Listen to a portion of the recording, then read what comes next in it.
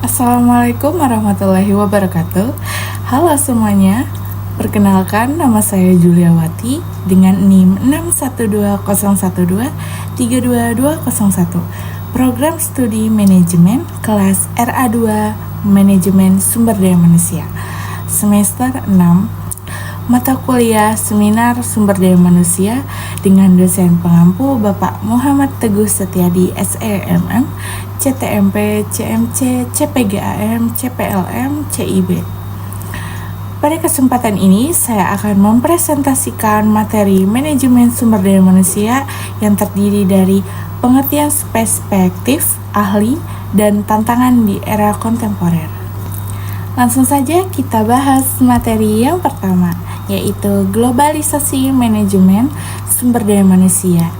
Nah, di era abad ke-21, batas-batas geografis dalam dunia itu semakin menipis.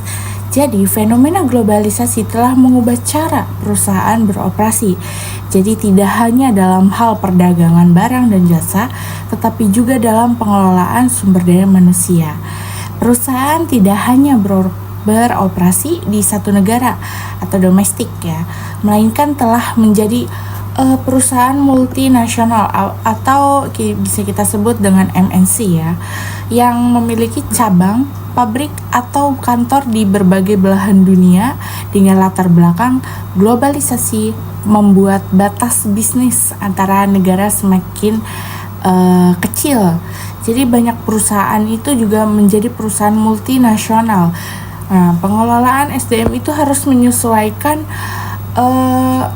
budaya, hukum, dan sistem pekerjaan yang berbeda. Oleh karena itu, globalisasi MSDM itu juga penting dipahami dan tujuan penelitiannya juga harus jelas. Nah, di sini ada definisi globalisasi MSDM. Yang pertama, mengurangi pandangan para ahli. Jadi, menjelaskan ciri dan tantangan MSDM global itu bisa memberikan contoh penerapan dalam perusahaan multinasional. Nah, apa sih pengertian globalisasi SDM itu? Jadi, globalisasi SDM adalah proses pengelolaan tenaga kerja dalam lingkup internasional yang meliputi perekrutan, pelatihan, penilaian, kinerja, dan kompensasi karyawan. Nah, jadi ciri-ciri dari globalisasi MSDM itu dibedakan dari pengelolaan SDM biasa. Yang pertama ada tenaga kerja multinasional, dan yang kedua rekrutmen dan seleksi berskala global, dan yang ketiga pelatihan lintas budaya atau cross cultural training. Nah, jadi manajemen globalisasi itu memiliki ciri yang saya sebutkan tadi. Di sini juga ada manajemen ekspatriat, yaitu sistem kompensasi internasional yang penyesuaiannya itu dengan hukum ketenaga kerjaan. Jadi penggunaan teknologi global distandarisasi dan diadaptasi kebijakan MSDM menjadi MSDM tantangan. Selanjutnya materi yang kedua mari kita bahas, yaitu ada pengertian perspektif para ahli dan tantangan di era kontemporer. Jadi pengertian MSDM menurut para ahli yaitu manajemen sumber daya manusia merupakan bagian dari ilmu manajemen yang mempelajari bagaimana organisasi itu mengelola tenaga kerja secara efektif dan efisien untuk mencapai tujuan bersama. Jadi MSDM itu mencakup berbagai kegiatan seperti perencanaan, rekrutmen, pengembangan, pemberian kompensasi, hingga pemeliharaan karyawan. Jadi para ahli mempunyai pandangan yang berbeda, namun bisa saling melengkapi konsep MSDM-nya. Nah, perkembangan manajemen sumber daya manusia di Indonesia itu mengalami beberapa tahapan penting pada masa kemerdekaannya ya. Tenaga kerja itu masih dipandang hanya sebagai faktor produksi saja dalam sistem kolonial. Jadi setelah kemerdekaan pada tahun 1950 sampai 1960-an ya, mulai dikenal konsep administrasi. Pegawainya itu berfokus pada pengelolaan data karyawan, penggajian, dan absensi. Jadi pada dekade 1970 sampai 1980-an itu seiring berkembangnya industri dan masuknya investasi asing, konsep manajemen personalia mulai diterapkan menjadi secara lebih sistematis ya. Jadi memasuki tahun ke tahun nih, memasuki di era tahun 1990 ya, konsep MSDM itu mulai berkembang di dunia akademik dan organisasi. Jadi perkembangan itu menjadi manajemen yang strategis dalam berperan sebagai mitra penting dalam mendukung strategis dan daya saing organisasi. Jadi mereka itu selalu mempunyai strategi agar si perusahaan itu memiliki dukungan dalam mitra pentingnya strategi. Nah, ada juga ruang lingkup dan fungsi MSDM ya. Manajemen sumber daya manusia itu memiliki ruang lingkup yang luas dalam mengelola tenaga kerja di dalam organisasi. Menurut Mangkunegara ya, fungsi MSDM itu menjadi ada dua kelompok. Yang pertama fungsi manajerial dan fungsi operasional. Apa sih fungsi manajerial itu? Fungsi manajerial itu kegiatan perencanaan, perorganisasian, pengarahan dan pengendalian dan pengelolaan sumber daya manusia. Sementara itu, fungsi operasional itu mencakup proses pengadaan karyawan melalui rekrutmen dan seleksi, perkembangan melalui pelatihan dan pendidikan, pemberian kompensasi, pengintegrasian kepentingan karyawan dengan organisasi. Jadi pemeliharaan kesejahteraan karyawan itu serta pemutusan hubungan kerja secara terencana itu tujuannya manusiawi ya. Dan lanjut di sini tujuan manajemen sumber daya manusia itu ada beberapa ya. Jadi tujuan utama manajemen sumber daya manusia itu adalah memastikan organisasi memiliki tenaga kerja yang tepat, berada pada posisi yang tepat, pada waktu yang tepat, serta memiliki kompetensi yang sesuai lah ya. Jadi menurut Nawawi, tujuan MSDM itu ada 4 aspek utama. Yang pertama itu tujuan sosial, tujuan organisasional, tujuan fungsional, dan tujuan pribadi. Jadi tujuan sosial itu menekankan tanggung jawab organisasi terhadap masyarakat melalui praktek ketenagakerjaan yang adil dan tidak diskriminatif. Lanjut, di sini ada tujuan organisasional, yaitu berkaitan dengan upaya MSDM dalam membantu organisasi mencapai sasaran bisnisnya. Selanjutnya, tujuan fungsional ya, memastikan fungsi MSDM itu berjalan sesuai kebutuhan organisasi secara efektif dan efisien. Selanjutnya, tujuan pribadi yang berkaitan dengan upaya organisasi dalam membantu karyawan mencapai kepuasan dan perkembangan diri sehingga meningkatkan motivasi dan kinerja kerja. Selanjutnya ada peran strategi MSDM dalam organisasi, yaitu manajemen sumber daya manusia memiliki peran strategi dalam mendukung keberhasilan organisasi. Menurut Dave Ulrich, itu terdapat 4 peran utama MSDM, yaitu sebagai mitra strategi bisnis, agen perubahan, pendukung karyawan, dan ahli di bidang administrasi.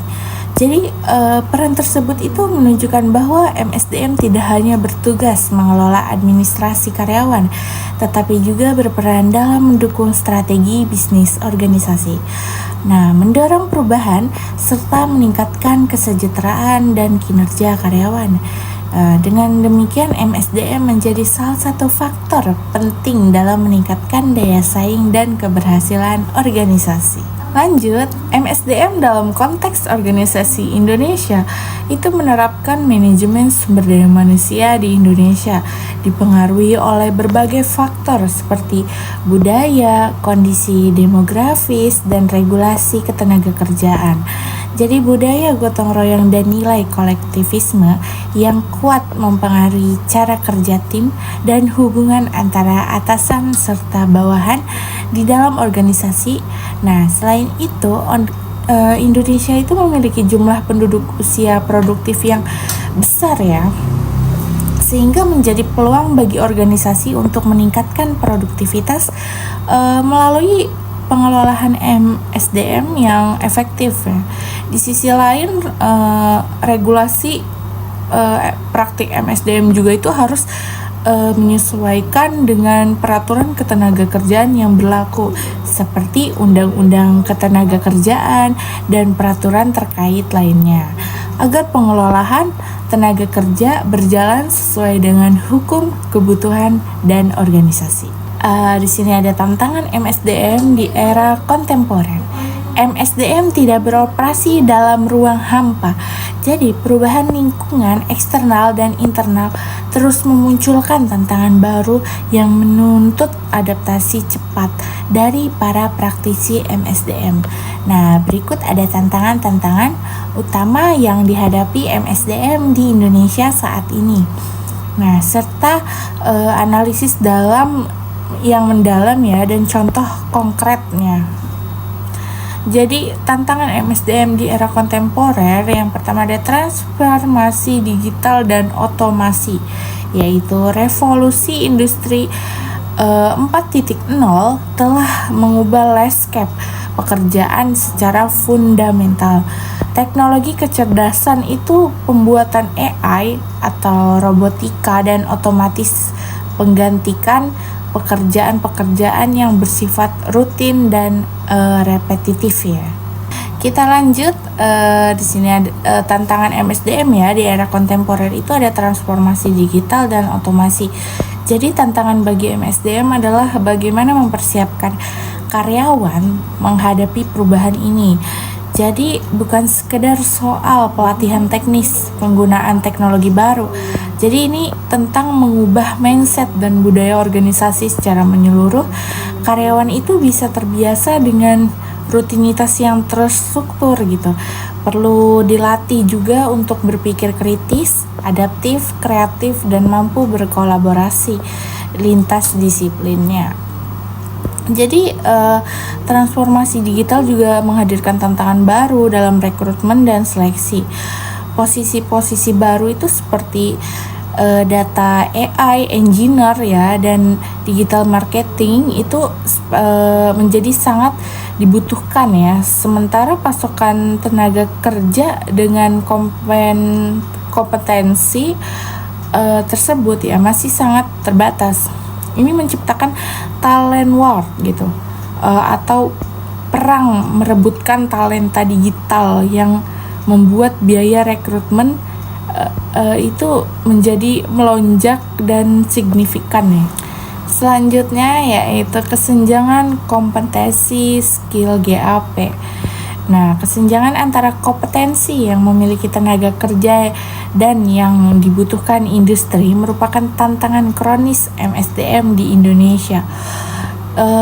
World Economic Forum dalam laporan Future of Job 2023 itu menerapkan Indonesia sebagai salah satu negara dengan skill GAP tertinggi di Asia Tenggara ya. Jadi situasi ini tidak membaik dari tahun ke tahun meskipun pemerintah itu selalu menjalankan berbagai program pelatihan vokasi ya, tapi tidak ada perubahan satupun seperti itu. Selanjutnya itu kesenjangan kompetensi ya atau skill group ya. Jadi tantangan MSDM dalam menghadapi skill GAP itu tidak bisa diselesaikan dengan pelatihan internal ya. Jadi dibutuhkan pendekatan ekosistemnya yang melibatkan kolaborasi antara perusahaan itu dan institut pendidikan, pemerintah dan beberapa asosiasi industri itu bisa apa ya, bisa lebih didekatkan lagi seperti itu. Jadi beberapa perusahaan besar seperti Astra International ya dan Pertamina telah merintis program beasiswa juga dan magang ya untuk langsung mengintegrasikan mahasiswa ke dalam lingkungan kerja nyata gitu atau KKN ya. Contohnya itu industri manufaktur tekstil di Jawa Barat ya, menghadapi kesulitan nih, serius mencari gimana ya? Jadi menghadapi kesulitan serius mencari operator mesin atau CNC ya, computer numerical control ya, yang kompeten. Selanjutnya manajemen generasi Gen Z dan milenial. Pergeseran demografis tenaga kerja membawa tantangan tersendiri bagi MSDM. Generasi Gen Z itu kan lahir di tahun 1997 sampai 2012 ya. Dan milenial itu lahir di tahun 1981 sampai 1996. Nah, kini didominasikan ya angkatan kerja Indonesia itu generasi Gen Z gitu. Jadi generasi Gen Z itu memiliki karakteristik yang berbeda secara signifikan dari generasi sebelumnya ya. Karena saya sendiri juga generasi Gen Z ya. Jadi sangat berbeda secara signifikannya dari generasi sebelumnya. Mereka itu tumbuh sepenuhnya dalam era digital dan media sosial. Jadi mereka itu terbiasa mendapatkan informasi secara instan dan umpan balik secara real time. Nah, jadi mereka itu hidup di zaman yang sudah modern, sudah berkembang istilahnya ya, seperti itu. Jadi beda dari yang masa yang milenial ya. Milenial itu kan hidup belum di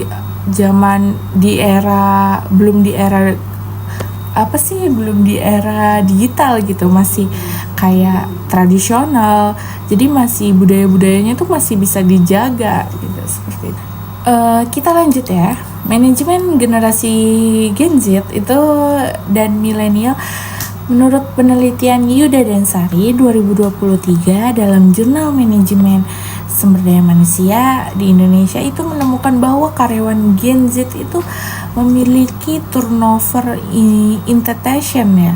Jadi 2-3 kali lebih tinggi dibanding generasi X ya pada usia kerja yang sama. Yang menarik faktor utama bukan gaji gitu tuh. Jadi 3 faktor dominannya itu kurang pengakuan dan apresiasi ya, 36%. Jadi absennya itu kesempatan berkembang yang jelas 31% dan budaya kerja yang terlaku kaku dan kaku dan hierarkis gitu. Itu 22% ya. Selanjutnya ada turnover karyawan yang tinggi. Jadi turnover karyawan yang tinggi itu adalah salah satu masalah MSDM yang saling paling menguras gitu tuh sumber daya organisasinya.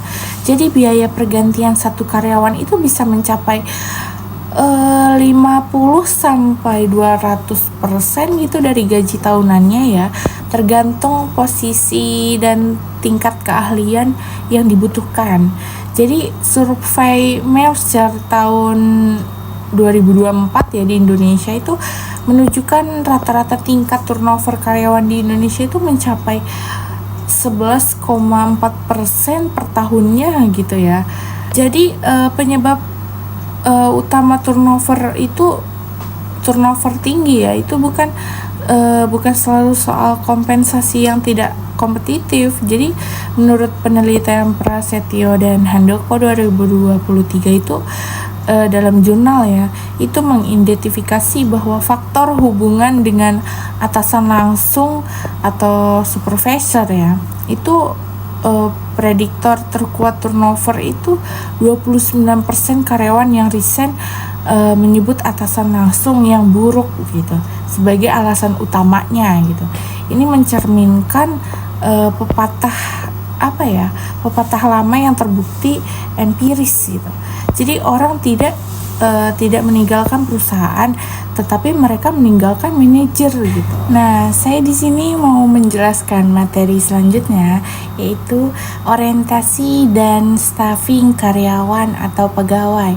Jadi pengertian staffing itu adalah salah satu fungsi manajemen yang memiliki kesamaan dengan organizing, akan tetapi staffing itu lebih berfokus pada kegiatan pengenalan dan penyesuaian karyawan secara seluruh sumber daya perusahaan di posisi yang paling dengan bidang keahliannya gitu. Jadi staffing itu tidak hanya sebatas hubungan dengan tenaga kerja, tetapi juga bisa mengelola seluruh sumber daya di dalam organisasi atau perusahaan, termasuk inventaris, peralatan, serta sumber daya lainnya. Nah, definisi menurut para ahli ini, staffing itu sebagai fungsi manajemen yang berkaitan dengan perekrutan, seleksi, pelatihan, penempatan, dan pengembangan karyawan. Jadi definisi ini itu menekankan bahwa staffing adalah rangkaian aktivitas berkelanjutan. Nah, tujuan staffing itu mewujudkan strategi antara karyawan dan tugas serta kewajibannya.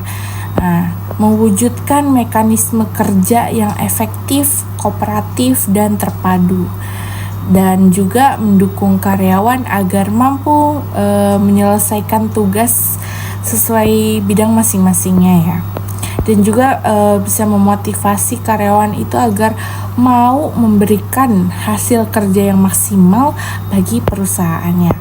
Nah, fungsi staffing itu perencanaan tenaga SDM kan sesuai ya kebutuhannya setiap bidang atau aspek itu pasti membutuhkan tenaga MSDM yang kompeten ya, agar perusahaan tetap bersaing di tengah pasar global. Jadi fungsinya itu ada proses rekrutmen. Jadi staffing juga melibatkan fungsi rekrutmen karyawan, kemudian melakukan seleksi dan penempatan. Dan juga fungsi dari staffing ini bisa mengadakan pelatihan dan pengembangan. Jadi fungsi yang sangat berguna ya bagi karyawan baru. Jadi bisa beradaptasi dan lebih produktif saat melaksanakan tugas yang diberikan. Nah, ada juga evaluasi karyawan. Jadi fungsinya itu evaluasi itu mencakup penilaian promosi dan mutasi karyawannya. Jadi proses staffing dalam perusahaan itu merencanakan MSDM ya. Tim HRD itu akan membuat perencanaan kegiatan mengenai pengadaan karyawan. Jadi melaksanakan rekrutmen. Tim HRD juga mulai merekrut karyawan sesuai kualifikasi atau kemampuan yang sesuai gitu, yang dibutuhkan sesuai yang diinginkan perusahaannya. Nah, lanjut di sini pengertian orientasi. Yang sebelumnya pengertian staffing. Nah, di sini pengertian orientasi. Orientasi karyawan adalah proses pengenalan di mana karyawan itu baru berkenalan atau dibiasakan dengan budaya, peran mereka dalam organisasi, proses, tanggung jawab, dan latar belakang organisasinya ya. Jadi orientasi karyawan juga dikenal sebagai orientasi yang melibatkan proses-proses tertentu seperti perkenalan dengan rekan kerja, sesi pelatihan, dan bimbingan dan pencerahan ya dengan informasi yang penting. Nah, apa sih perbedaan orientasi dan onboarding ya? Jadi orientasi itu adalah bagian dari onboarding juga sama ya. Tetapi onboarding itu lebih komprehensif gitu. Jadi teori yang melandaskan orientasi itu dalam teori psikologi organisasi ya. kita akan sampai pada konsep organizational socialization. Jadi proses di mana karyawan baru itu belajar sikap, pengetahuan, keterampilan, dan perilaku yang diperlukan untuk menjadi anggota organisasi yang efektif. Kita lanjut ke materi yang selanjutnya, yaitu rekrutmen dan seleksi pelatihan dan perkembangan SDM. Nah, apa sih rekrutmen itu? Rekrutmen adalah serangkaian aktivitas untuk mencari dan memikat pelamar kerja dengan motivasi, kemampuan, keahlian, dan pengetahuan yang diperlukan guna menutupi kekurangan yang diidentifikasi dalam perencanaan pegawainya. Penyebab terjadinya lowongan jabatan yaitu karena karyawan dipindahkan atau karyawan berhenti atas kemauan sendiri, atau berhenti atas keputusan perusahaan atau keputusan perusahaan untuk pensiun. Nah, tujuan dari rekrutmen yaitu mendapatkan calon karyawan dengan kualifikasi yang dibutuhkan, memperoleh calon karyawan berkualitas tertinggi dari berbagai sumber, dan menempatkan orang yang bekerja pada jabatan yang tepat, memenuhi kebutuhan tenaga kerja secara efisien dan efektif. Nah, jadi dengan metode tertutup, informasi hanya disampaikan kepada karyawan atau orang tertentu. Jadi lamarannya pun terbatas ya. Peluangnya itu mendapatkan karyawan yang terbaik lebih kecil gitu. Jadi kalau menggunakan metode terbuka, itu informasi itu disebarkan secara luas ya, melalui media, massa cetak, dan elektronik ya. Lebih banyak pelamar yang masuk, peluang mendapatkan kandidat kualifikasinya itu juga lebih besar ya. Sebelumnya kan ada rekrutmen dan di sini ada seleksi. Jadi seleksi itu proses pemilihan dari kelompok pelamar yang saling memenuhi kriteria seleksi untuk posisi yang tersedia di dalam perusahaan. Mengapa sih seleksi itu penting? Karena kinerja manajer itu bergantung pada kinerja bawahannya, dan juga biasa perekrutan yang dikeluarkan perusahaan itu tidak sedikit, dan implikasinya itu hukum ya dari pelaksanaan seleksi yang serampangan gitu. Jadi di sini kriteria dan langkah seleksi itu pasti ada ya. Jadi kriteria dalam seleksi itu ada pendidikan, pengalaman kerja, kondisi fisik ya, dan kepribadiannya ya. Jadi teknik dalam seleksinya itu ada interview, tes psikolog atau tes bidang pekerjaan biodata, dan referensi grafologinya. Nah, tujuan dari seleksi itu yang pertama ada karyawan yang memiliki potensi, dan juga karyawan yang disiplin dan jujur, karyawan yang sesuai tugas dan keahliannya, karyawan yang terampil, karyawan yang kreatif dan dinamis, karyawan yang royal, dan mengurangi turnover karyawannya juga. Jadi sesuai budaya organisasinya ya. Nah, materi yang selanjutnya yaitu pemeliharaan hubungan tenaga kerja, pemeliharaan SDM, motivasi, dan kepuasan kerja. Jadi apa sih pengertian hubungan tenaga kerja? Nah, pengertian hubungan tenaga kerja adalah merupakan suatu hubungan yang timbul antara pekerja dan pengusaha setelah diadakan perjanjian sebelumnya oleh pihak yang bersangkutan.